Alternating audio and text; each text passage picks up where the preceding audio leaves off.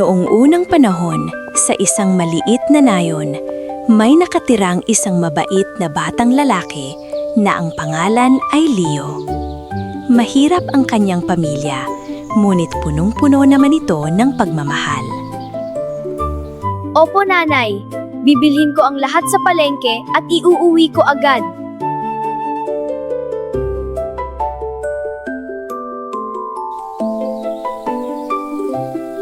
Habang naglalakad si Leo, isang araw, nakita niya ang isang matandang babae na nakahandusay at walang malay sa tabi Lola, ng ayos daan. na po ba kayo? Tulungan Agad ko niya po kayo. itong nilapitan upang Apo, tulungan mabuti ng na ako. walang anumang Dahan pag-aatubili. lang po, Lola.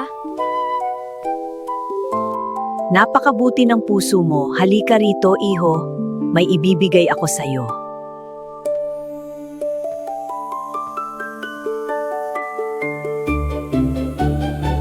Dahan-dahang iniabot ng matandang babae kay Leo ang maliliit na buto na kumikilang ng kakaiba na para bang may buhay at nakatagong kapangyarihan ang mga ito.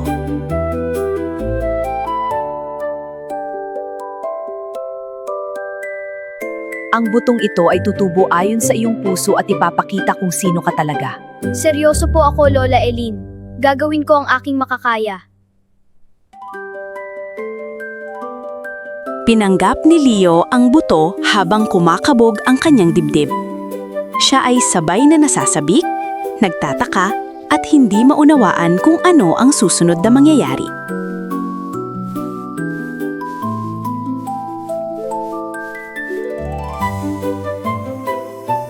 Pag-uwi niya sa bahay, mabilis na kinuha ni Leo ang mahiwagang buto upang itanim sa lupa sa hardin sa likod ng bahay ng buong puso.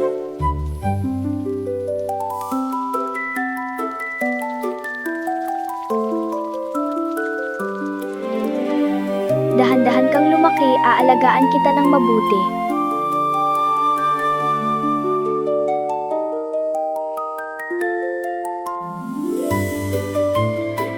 Unti-unting lumaki ang halamang ng kalabasa. Inalagaan ito ni Leo ng may pag-aalaga at pinagmamasdan niya ang bawat pagbabago nito ng may pag-asa.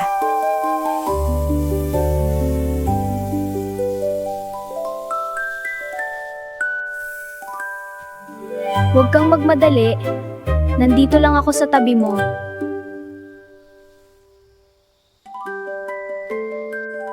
Wow, ang ganda!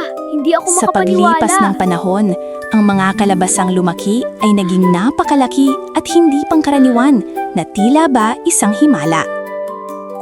At saka, naganap ang isang kababalaghan.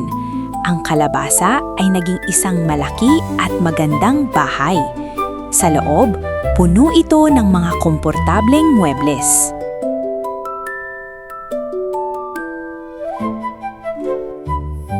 Parang panaginip. Salamat sa regalong ito.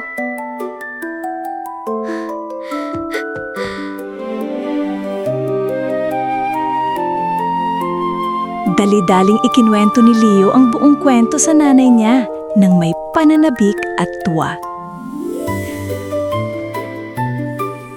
Mabilis na kumalat ang kwento ni Leo sa buong nayon.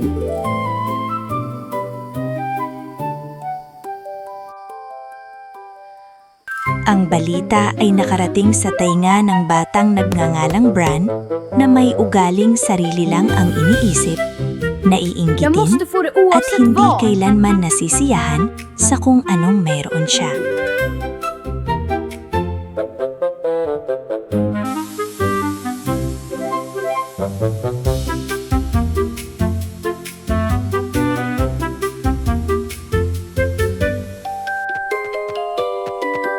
Dahil sa kagustuhan, naglakbay si Bran para hanapin ang mahiwagang matanda ayon sa mga kwento.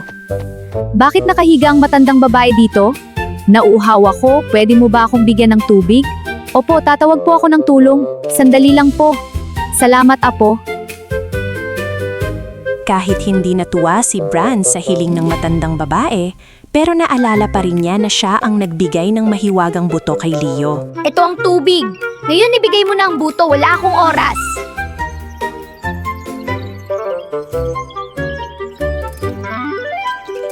Magpasensya ka, ang magagandang bagay ay nangangailangan ng oras. Tama na, ibigay mo na ngayon din!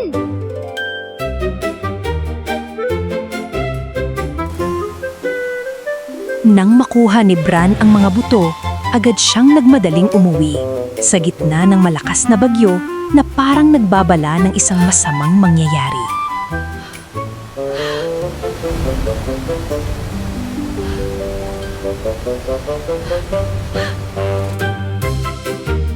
Nang makauwi na siya, dali-dali niyang itinanim ang buto sa tigang na lupa sa likod ng bahay, nang basta-basta na lang. Ginamit niya ang kanyang mga paa para tabunan ang lupa ng padabog-dabog at niyapakan niya ito nang hindi man lang nag-iisip. Lumaki ka na ngayon! Gusto ko na ang lahat agad!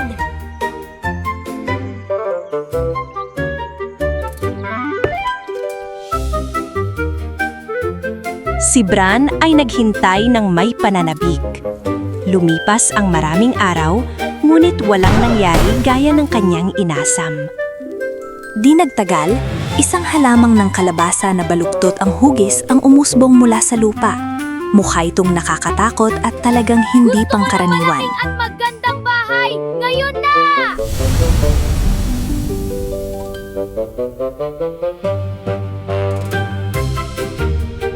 Sa sandaling sinabi ni Bran ang kanyang gusto, ang kalabasa ay naging isang bahay. Pero ang hugis nito ay pangit at medyo nakakatakot. Ang loob ng bahay ay puno ng mga lumang muebles. Sira-sira, bulok at marumi ang mga ito. Kaya mukha itong malungkot. Hindi sapat! Gusto ko pa ng higit! Hindi sapat! Gusto ko pa ng higit! Gusto ko pa ng higit! Ang bahay ay lalong bumabaloktot, puno ng tambak na basura, parang sumasalamin sa kasakiman sa puso niya. Masyadong maliit ang bahay na ito. Gusto ko ng mas malaki!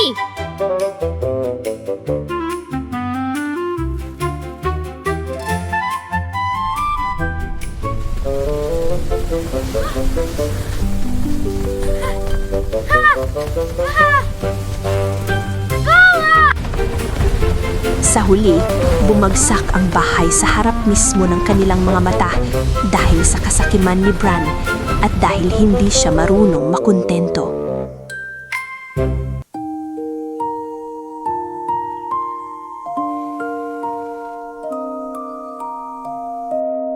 Hindi lahat ng ito kasalanan ko.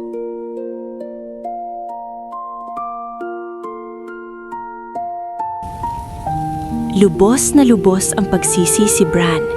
Unti-unti niyang naintindihan na ang lahat ay galing sa kanyang kasakiman. Nagkamali ako. Sinira ng kasakiman ko ang lahat.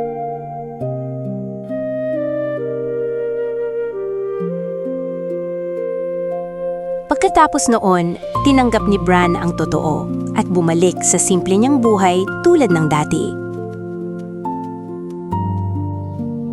Habang nasa daan, nakita niya si Leo at ikinuwento ang lahat ng nangyari na nakonsensya.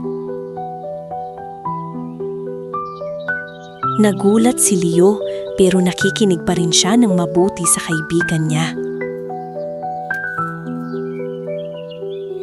Gusto kong itama ang lahat.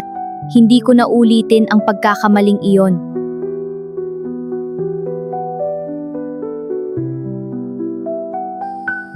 Nagpasya si Leo Salamat. na ibigay muli ang huling buto ng kalabasa kay Bran.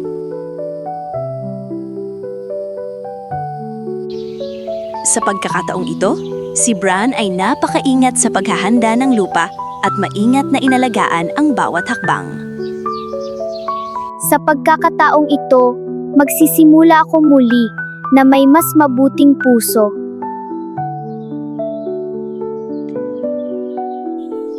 Hindi nagtagal, ang halaman ng kalabasa ay dahan-dahang lumaki kasama ang mga makukulay na bunga na tila bang buhay na buhay. Si Bran ay diniligan, nilagyan ng pataba at inalagaan ito ng may tunay na pag-aalaga. Salamat sa pangalawang pagkakataon, hindi ko na ito sisirain.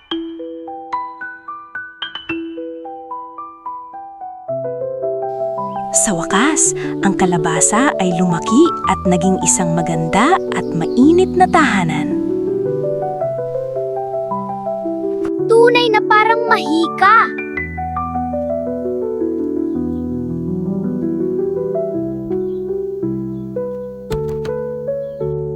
Sa loob ng bahay ay malinis, maayos at napakasarap tirahan.